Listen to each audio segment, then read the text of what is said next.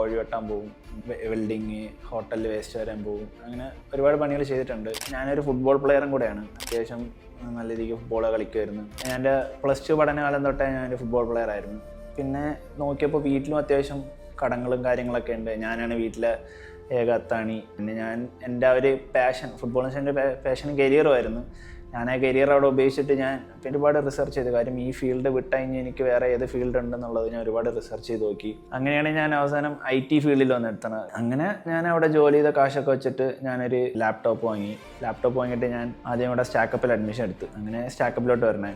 ഇത് ആദ്യമൊക്കെ നല്ല ബുദ്ധിമുട്ടായിരുന്നു. അങ്ങനെ ഷിജിൻ ചേട്ടനൊക്കെ ഒരുപാട് സപ്പോർട്ട് ചെയ്തിട്ടുണ്ടായിരുന്നു. നമ്മൾ പറ്റൂലെന്ന് പറയുമെങ്കിൽ ഷിജിൻ ചേട്ടൻ ഒരുപാട് സപ്പോർട്ട് ചെയ്യുന്ന ഒരുപാട് കാര്യങ്ങൾ നമുക്ക് അടുത്തിരുന്ന് പഠിപ്പിച്ച് തരുമായിരുന്നു. പിന്നെ ഇപ്പോൾ അസീം ഭായ് ആയാലും അരുൺ ചേട്ടനായാലും അമലേട്ടനായാലും ഒരുപാട് ഹെൽപ്പ് ചെയ്തിട്ടുണ്ട് അവരൊക്കെ. ഞാൻ ഒരാൾ മാത്രമാണ് ഇവിടെ ആംഗുലർ എടുത്തിട്ടുള്ളത്, ബാക്കിയുള്ള എല്ലാവരും റിയാക്റ്റ് ആണ്. അപ്പോൾ ഇതിൻ്റെ ഇടയിൽ ഞാനും കുറേ സ്റ്റക്കായി ഇരുന്നിട്ടുണ്ട്. പക്ഷേ സ്റ്റക്കായി ഇരുന്നിട്ടുണ്ടെങ്കിലും ഇടയ്ക്കൊക്കെ നിർത്തിപ്പോകാൻ തോന്നിയിട്ടുണ്ട്. പക്ഷേ എന്തായാലും ഇവിടെ ഇത്രയും കാലം ഇരുന്ന് ഇനി ഒരു ജോലി നേടിയിട്ടേ പോകുള്ളൂ എന്നായി. പിന്നെ ദൈവത്തിൻ്റെ കൃപ എല്ലാം കൊണ്ട് അത്യാവശ്യം ഒരു നല്ല ജോലി എനിക്ക് കിട്ടിയിട്ടുണ്ട്.